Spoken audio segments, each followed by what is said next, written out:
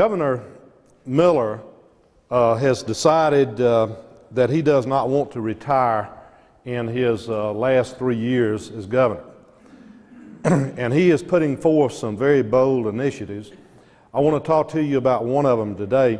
But before I do that, I want to just tell you that what are these bold initiatives? One is an area called budget redirection. What is budget redirection?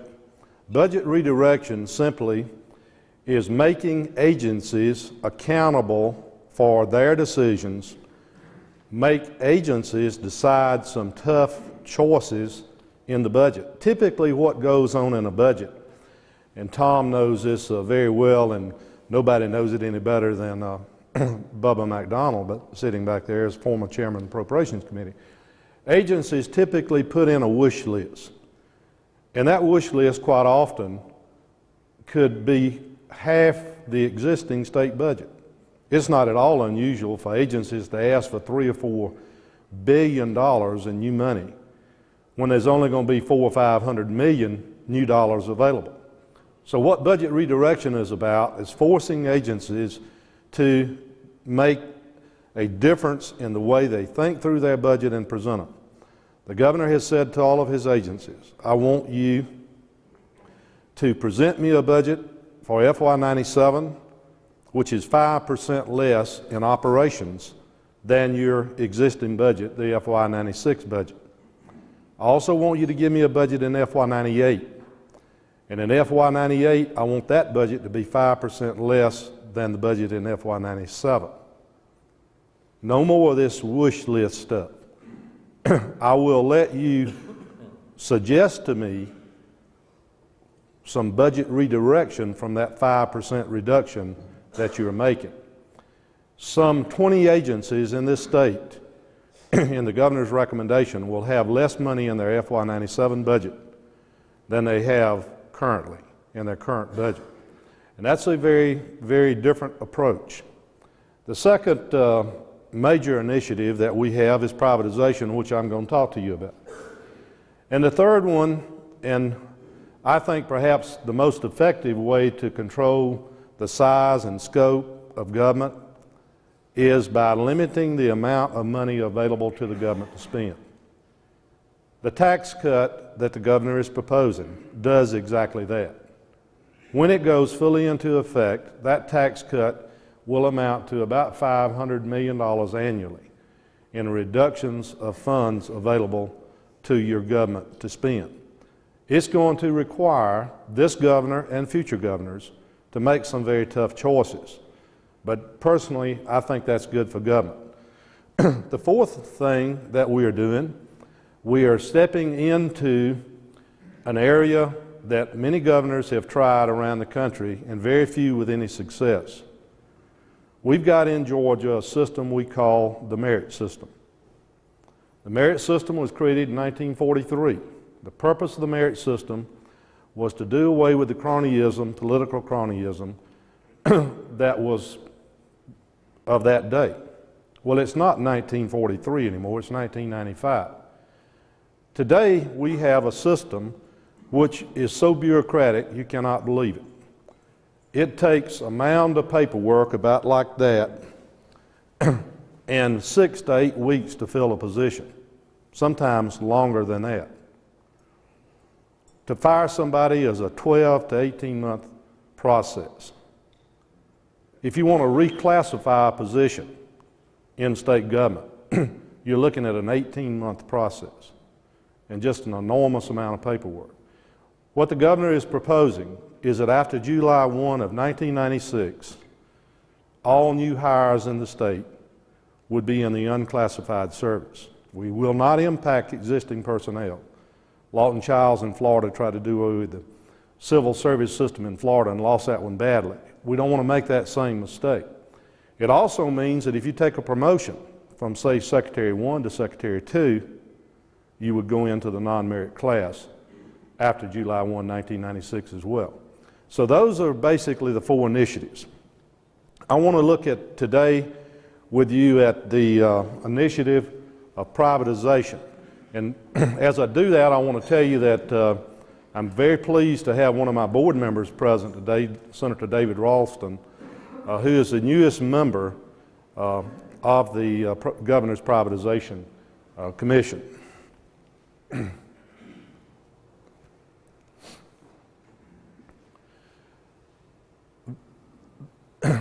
The citizens of the state, the voters, look at government and they are saying to us a number of things. They no longer view government as the answer to all of the world's ills. They think government is too big, too wasteful, and too intrusive, and some of our taxpayers feel downright abused. Most people are upset about government and not really sure why. They just know that things ought to be better.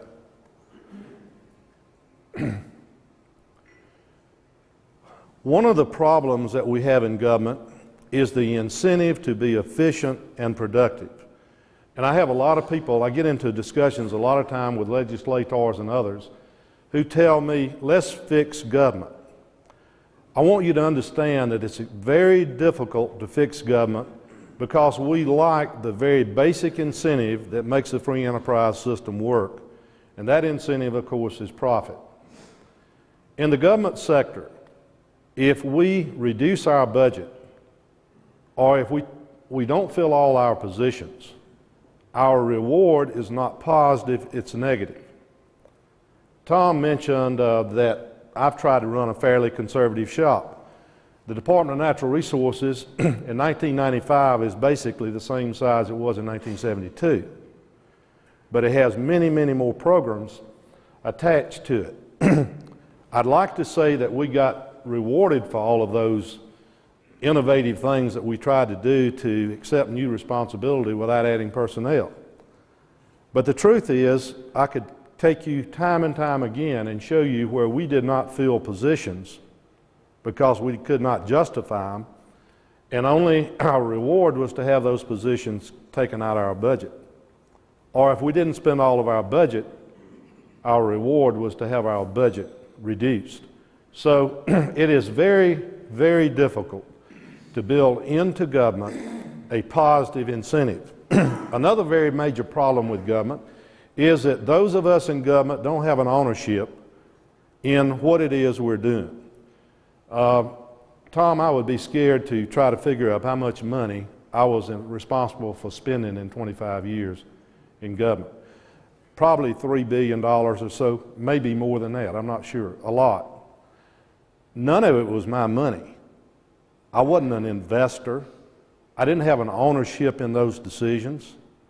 I tried to do what was the correct thing to do, but it's very different in business because you do have an ownership. If you don't have as a manager an ownership, there certainly is a shareholder on your board or someone who does have an ownership that's going to make sure that you try to operate that operation efficiently. The privatization effort. The governor established the privatization effort as a bipartisan effort. And we felt that was very important. We looked at what Florida had tried to do without success as a Democratic initiative, and we felt that we needed the support of the leadership of both the Democratic Party and the Republican Party. So the governor picked 4 legislators, 2 from the House, 2 from the Senate, equally divided between the 2 parties. He then selected private sector leaders who are also bipartisan as well. We hope to complete the work of our commission by 1997. Now, privatization of governmental services or outsourcing of governmental services will not be over in 1997, but we hope we will have accomplished our mission by 1997, the end of 97. What is our mission? We want to change the way our managers in government think and make decisions. In government, we like to think we have the illusion that we can operate everything better and cheaper than anybody else. And that is an illusion. If you came to Capitol Hill today to have lunch with me, and we had lunch on Capitol Hill, we would walk into a state-owned cafeteria run by state employees. If we went down to have lunch with Alan Franklin another member of my commission, president of Georgia Power Company, in either his executive dining room or the cafeteria or the food court in the Georgia Power Company building, you're not going to be served by Georgia Power Company employees. Why? That is not the mission of the Georgia Power Company. And they're not going to be detracted from their mission by running activities which in fact could interfere with what it is they basically are there to do. So they turn to a company that it is their mission to do food service, or to run transportation systems, or communications, or a whole variety of things. In Georgia, we think we are good, so we have our own telephone communications deal that we run. We repair our own two-way radios. We do everything. We sell gas to ourselves. We want to change that mentality. We want to change the way we think.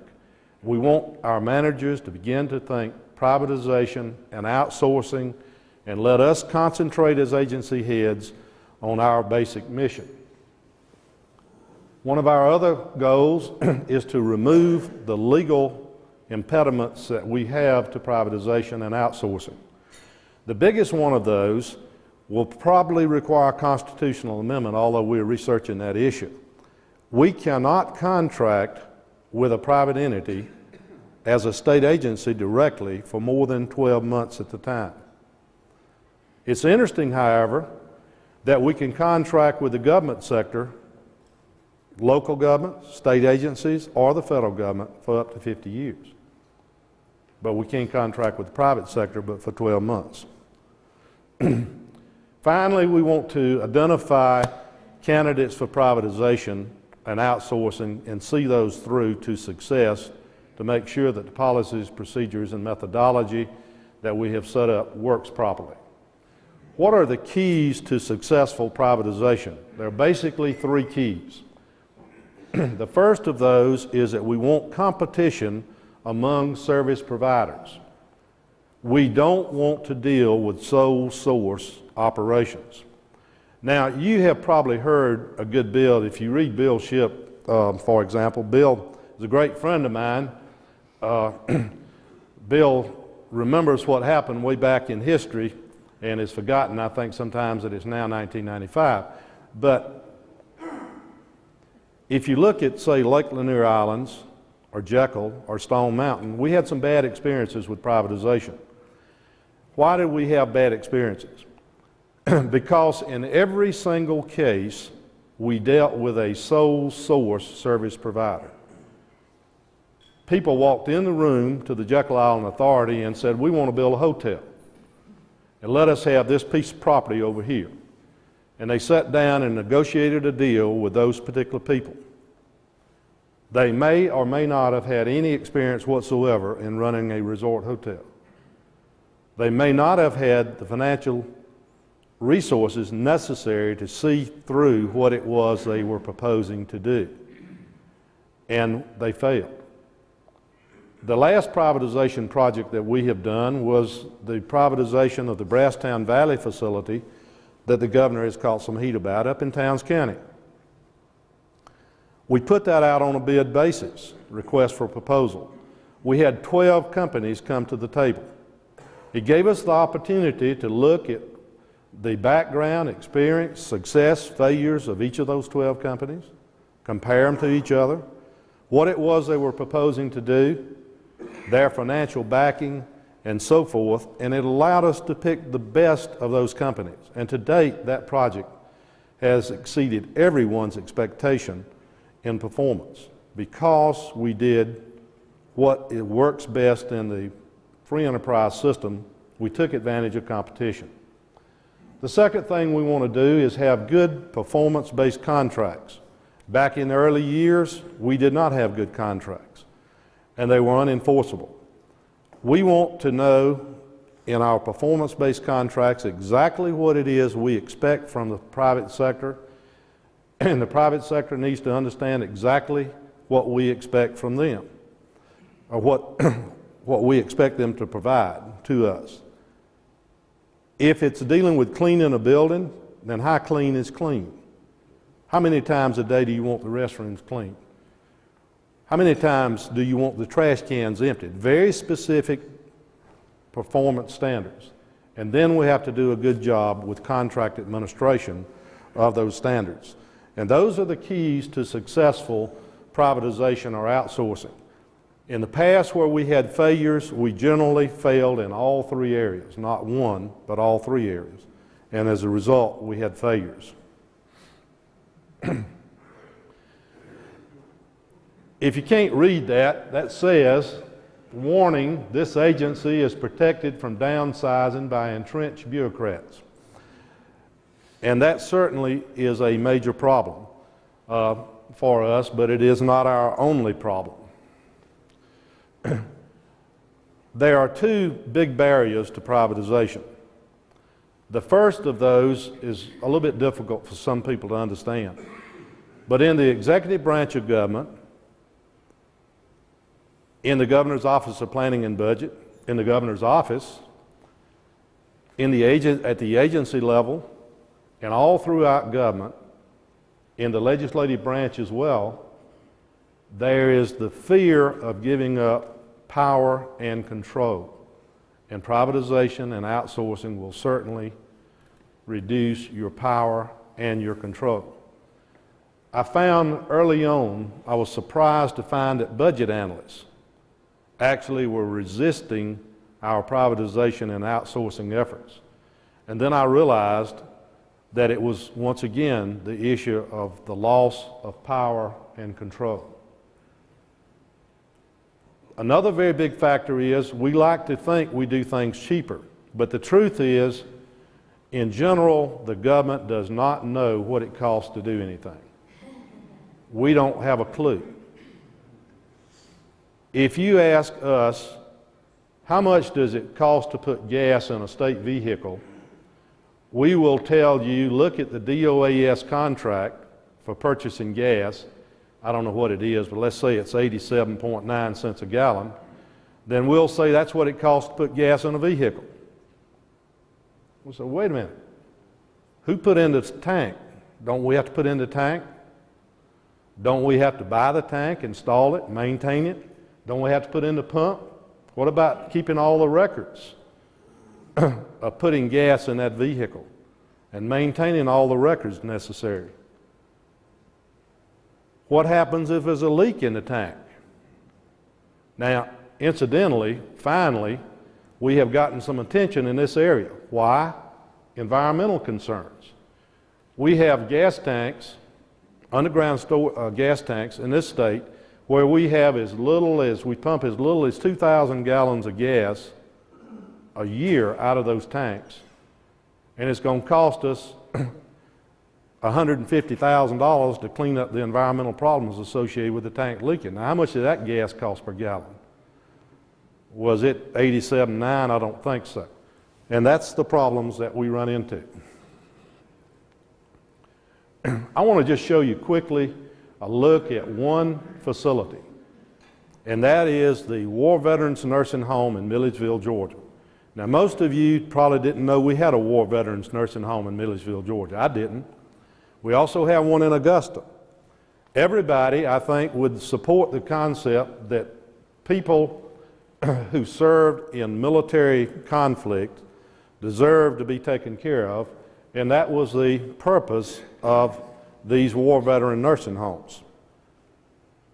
We will provide service to a veteran who served during a period of conflict. We will provide nursing home care to that individual at no cost to them or their family. Okay? Done all over the country. Not arguing that point, but I want you to look at the cost. Now, here's what we did. And this is a very in-depth study, and if I went through it in detail, we'd be here a couple of hours. But let's just look at Milledgeville first. We found that it cost $153 per day per bed in a 402-bed facility, or $18 million a year to run that particular facility. Now, we looked at all the other states in this area, all of whom have war veteran nursing homes, but they are owned by the state, but they are privately managed. privately run by a private company. The Department of Human Resources runs the War Veterans Nursing Home in Milledgeville. So what we did here to make this understandable, we just took and made everybody the same, 402 beds, and figured their cost on a per bed basis, and you see the comparison. $18 million to run the facility in Milledgeville. In South Carolina, it's $9 million. That's a 100% difference in cost.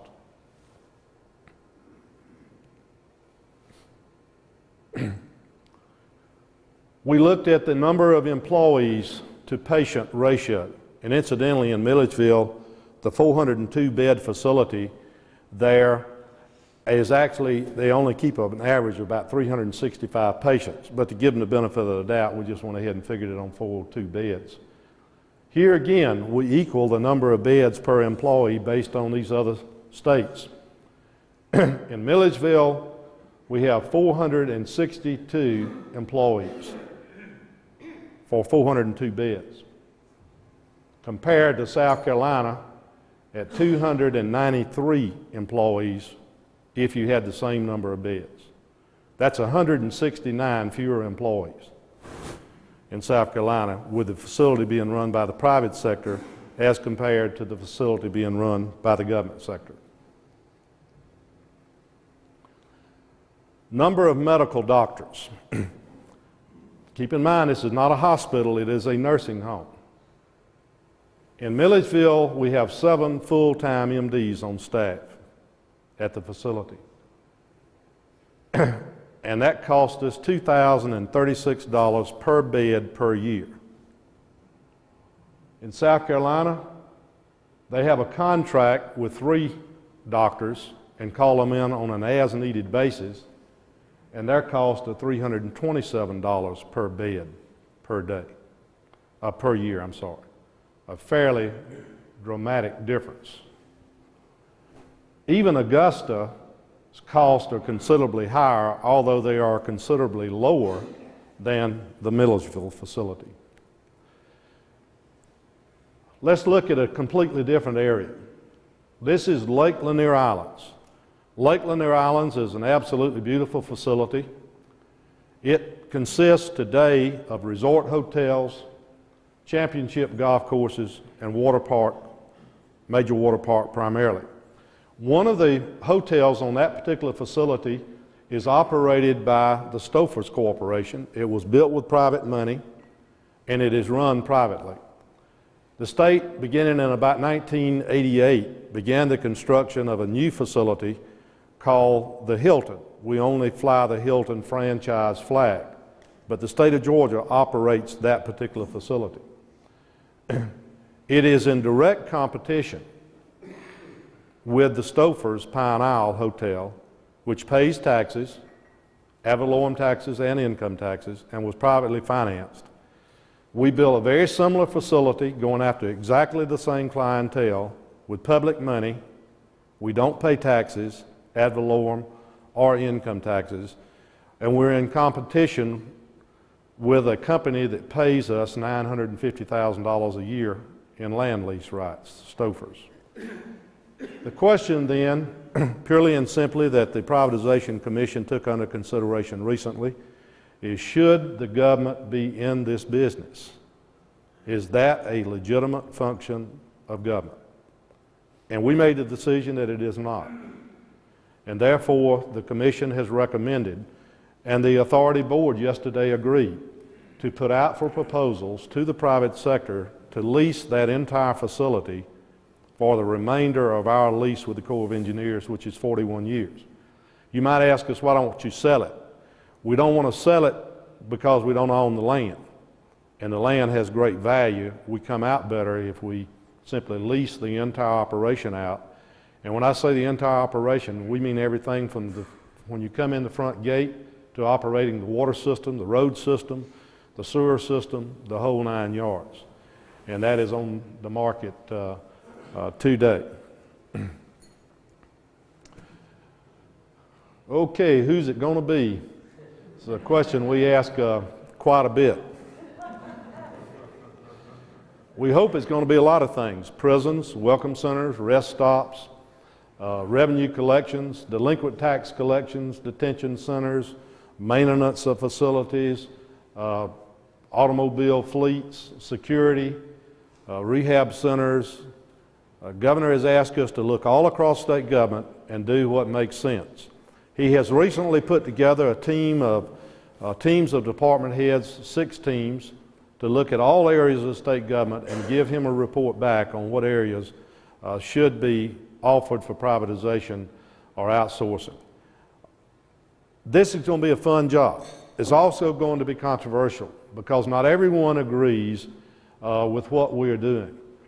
Many state employees are nervous. The state employees union, which only represents about 12% of the state workers, of course, is very concerned about what we're doing.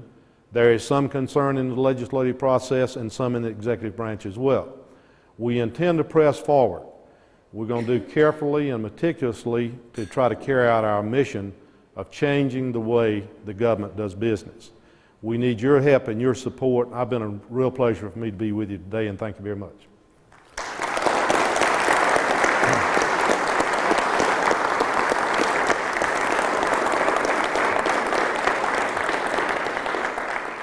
I went on a little bit longer here than I meant to. We had never done this particular presentation before. But if we got time, I'd be happy to answer any questions that any of you might have. Yes, sir. Joe, if you would, to add to your list of things to look at deregulation and what you're looking at privatization, deregulate healthcare, get rid of the certificate of need laws. That will reduce the cost of healthcare immensely. Yeah. That would add that to your list. One of the things the governor has just recently done, this week as a matter of fact, is he had, I think the guy's name is Philip Howard. He wrote a book called The Death of Common Sense. It's a lawyer's viewpoint, but it's excellent. And he talks about deregulation. He talks about, in this case, it was good. And he didn't send us a bill either, by the way. That was the best part of it.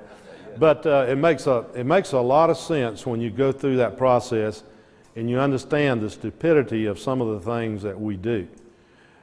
He makes the point in his book that what government tends to try to do, and I never had thought of it that way, but he's exactly correct. We like to hide behind laws and regulations so that we don't have to be accountable or responsible for what it is we do. I'm doing that because rule so-and-so, so-and-so says so-and-so, and I agree with you, it doesn't make sense, but that's what the rule says. His point is you need to change the rule and let managers be accountable and responsible for the decisions that they make. And they also ought to have some flexibility to do things that sometimes don't make sense, do away with those. Yes? I'm going to tell you one of my constituent questions. Okay. If I were the spouse of a war veteran, why shouldn't I worry that the quality of the care of my spouse will go down if the doctor ratio changes, if the patient-staff ratio changes, and especially, why shouldn't I worry if that's the word I get every time I go to visit from the current employees? Right. I think all of you heard that. In the case of War Veterans Nursing Home, how do I assure the patients and the families of the patients or the people in the nursing home that the quality of service won't go down? The first thing I would do, and this is what I do when people talk to me about that issue, I ask them this question. If you had to go in a hospital today, would you prefer to go in a hospital operated by the state of Georgia, run with state doctors and state nurses, or would you prefer to go to a private hospital? Ask yourself that question. The second part of that is that we are at nursing home, either one. It makes no difference, nursing home or hospital. We look at the quality of service of every surrounding state that are run by the private sector. The people who did the survey were 4 war veterans, okay? All with master's degrees. Every one of them had a master's degree. Every one of them had served during a period of conflict. They are the ones that did the study. I didn't do any of this work. They went to every single state. They went into the rooms. They went into the hospitals. they talked to the patients or into the nursing home, they ate the food, the whole 9 yards, and what they found was the quality of service was better in the other states than it was in Georgia. It's also interesting to note that in the case of the War Veterans Home, every single veteran organization in Georgia, without exception, VFW, Veterans of Foreign War, the whole 9 yards, all of those organizations have now support, on record, supporting the privatization of that home because, one, they think the cost will go down and the quality of service will actually go up.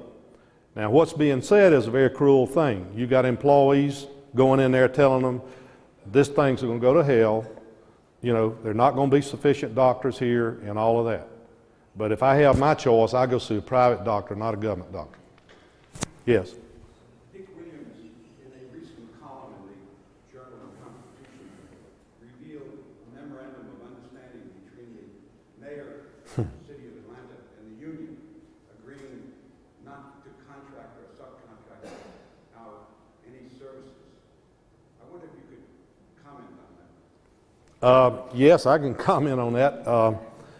I think a lot of the mayor, and I think the mayor does a lot of good things, but that certainly was not one of them. And I think that's exactly the wrong way to go. Now, we have some of that in the state government. We got a provision in a bill called, I think it's House Bill 100, is that right? That says anybody who's laid off in any kind of mental hospital, mental health facility operated by Human Resources, nobody can be laid off. They got to all be absorbed. And that's a provision in the law, and that ought to be changed too. There is the mentality that government workers ought to be protected. And I want you to think that one through very carefully. Why am I, as a government employee, entitled to any more job protection than somebody who works for the Georgia Power Company or IBM or Bell South or anybody else? And I just will tell you, I don't believe that we deserve as government employees any more protection than the private sector. We are an employment at will state. And I don't think the government is not there to be an employment agency. And there are some people that think we are. That's not our purpose. We're there to serve the people of the state, the taxpayers, provide services to people that can't help themselves. We are not an employment agency, and I don't think we ought to try to act like one. Judge, Yes. I understand there's some legislators here, and I'm not trying to put you on the spot, but basically, by and large, what kind of reaction are you getting from the members of the General Assembly on the governor's proposal? Members of the General Assembly are reacting basically in two ways. Some very supportive, and some who have questions or doubts, and some who outright oppose what we're trying to do. One of the difficulties that we've got is trying to figure out how we involve the legislature in this process, because we don't want to get beyond the legislative process. On the other hand, Georgia, fortunately, has a very strong executive branch. And Tom, as you know, we can do most of what needs to be done without having to go to the legislature and seek approval, individual approval on each item. On the other hand, I think we got a responsibility to the legislature, and I think we have to try to keep them informed, and we have to give them the opportunity to make input, and we're working very hard to do that. We will probably get shot down in some cases, perhaps. There is, in some areas, some strong legislative opposition to some of the things that we're doing. In the case of the War Veterans Nursing Home, because we have the support of all the veteran organizations and because it makes so much sense, I think we'll win that. But we're going to have a battle over that, because there's a senator down there who took the place of the late Cover Kid, who really believes that one of the purposes of government is to be an employment agency. And that's his point. There are nearly 6,000 employees in the Central State Hospital complex, and we're dealing here with 462 of them. Incidentally, those 462 employees that you saw on that list up there does not count food service or laundry, which is done elsewhere in Central State Hospital, and in the other states that we compared that to, food service and laundry was a part of their operation. So we could have made them look worse than we did. Okay? Yes, ma'am. What's the, would you say would be the most likely target for privatization in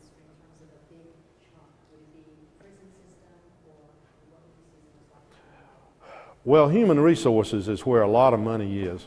And so human resources probably ought to be the one that we look at the hardest. Certainly prisons is another factor. Now, one of the things I want to just mention to you too that I think is very important, and this came out in the recent seminar that this group sponsored. When we do a privatization project, we actually are promoting competition within government, because all of a sudden you've got a benchmark. If we have several privately operated prisons, we got something to measure performance against and cost against. And we also believe that the government ought to be allowed to bid. Let them bid. If they think they can cut the cost and do it, fine. Now, in the case of Milledgeville, there's no point in letting them bid, because there's no way they can cut their cost to 100%, because their cost is so far out of line. So that would not be a worthy objective. But in a lot of cases, you could actually have the government bidding on a particular project and have competition. Another big area is anywhere we deal with information, we collect gobs and gobs of information. And generally speaking, the systems that we use are ancient technology. The Revenue Department is a good example of that. They even, in some cases, keep manual ledgers in the Revenue Department in 1995. And consequently, when you go ask the question, how much a delinquent tax is owed, that's a trauma to figure that out. Most companies would know how much money is owed to them. That's a fairly important issue. We had to struggle to find that. We think it's, by the way, about $675 million. And so the areas of information is another very big area. Then there's another whole area that we would like to explore, that we're going to have to do some law changes where we've got laws that don't make sense. There are people that will come in and do all kinds of things. They'll buy your delinquent taxes, or they'll collect your delinquent taxes for a portion of what they collect, or they'll take over your energy management programs for a portion of what they save you. They will even invest in the energy system. They'll spend $50 million, whatever it takes, to bring the energy system up to date, and then take their money out of the savings that they generate as a result of managing your energy systems. We can't do that because any savings has to flow into the state treasury. And so we'd have to appropriate the money up front. So to collect that $675 million, or whatever portion of it that we could collect, we would first have to appropriate the money, which would be in the millions of dollars. It might be, $50 million to collect that kind of money, to pay somebody to go collect it, rather than take it out of the penalty and interest. So we need to change some laws to correct some of that. Yes, Jim? You're on for privatization, but I have one question. What steps are going to be taken so that the request for proposals are free and open, and we don't have any sweetheart deals generated? The sweetheart deal thing, I honestly believe you can't do that today and get by with it. Not very long. You might get by with it once. But certainly we believe that open competition is the key to privatization and outsourcing. And so it'll be put out, advertised to the world, just like we do in Lake Lanier Islands. We want to get as many people interested as possible in whatever it is we're doing to make a proposal. Johnny Isaacson had actually drawn a bill before he withdrew from the Senate to create a panel, a judge and some other people, that would sit and take a look at some of these to make sure there was no kind of problem. And it would be an early look. As you were going through the request for proposals, you would simply submit to them the process you went through and the response, and let them make the judgment. Is this an inside deal or not, or a sweetheart deal or not? I think that's got some merit. I think legislative oversight of privatization and outsourcing is another way we could address that particular issue. And we are looking to try to come with some legislation in that regard. Yes? Is the Governor's Commission just looking at state activity, or are they providing leadership and or incentive to the municipalities, counties, and cities of Georgia?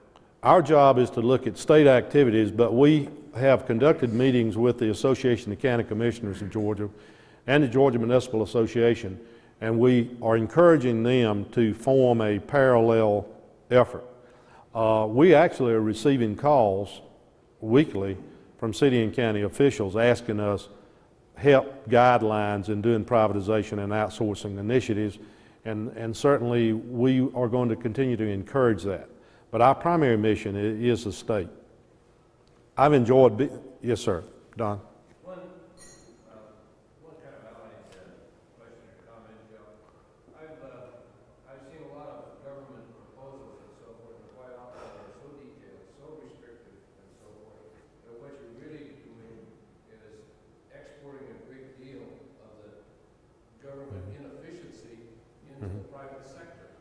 And I do hope that you'd have in this enterprise, I hope you would have the ability to make proposals that were relatively unrestricted so that people can be imaginative and do things actually differently. That's what you're looking for, is for someone to do the same job and do it differently. That's a very excellent point, and I totally agree with you. We've got people, for example, who think we ought to put in our proposals that you got to retain every single employee with existing salary and existing fringe benefits. And there's no way we would even consider that. Because if you're going to do that, there's no use to put it out. I mean, all you're doing then is let the private sector be ineffective and inefficient and unproductive just like we are. And certainly we don't want to do that. So, no, you're exactly right. We are trying our best not to have hidden stuff in the RFPs. I look personally at every one of them, and I go through them with a red pen. And drug-free workplace, you know, everybody wants a drug-free workplace, but, you know, I don't think that we ought to require that in a contract with the private sector. That's their problem. Let them deal with that issue. They may, some do, some don't. And I'm certainly not going to require them to hire everybody that we have at their salaries. I mean, that's just absurd. So you're exactly correct. The free enterprise system can't work unless it works in the free enterprise environment, and that's certainly something we agree with. Yeah, some of you are going to have to see me after the meeting. I think we're out of time. Go ahead, Bubba. Joe, is the judiciary a sacred cow in this, or is it going to be looking at all? The only thing that we have, it's interesting, we got all the department heads in a room in 2 separate meetings, and we said, let's put on the board everything that's off the table. Not on the table, off the table. And there were only 2 things that got put on the list. 2 things only. One of them was arrest powers. The thought was, we don't want private state troopers with arrest powers roaming the streets. Okay, that was one. The second one was the process of judging, not all of the paperwork and all of the systems and all of that, but simply the person who sits there behind the bench, everybody agreed should not be a private person. That ought to be, you know, a government type. But all the support systems that go to the judiciary system, a lot of that certainly could be privatized, including parole and management and all that kind of stuff. A lot of things, a lot of rehab facilities and so forth. I've enjoyed being with y'all a whole lot, and we certainly need your support in our effort as we go forward. Thank you very much.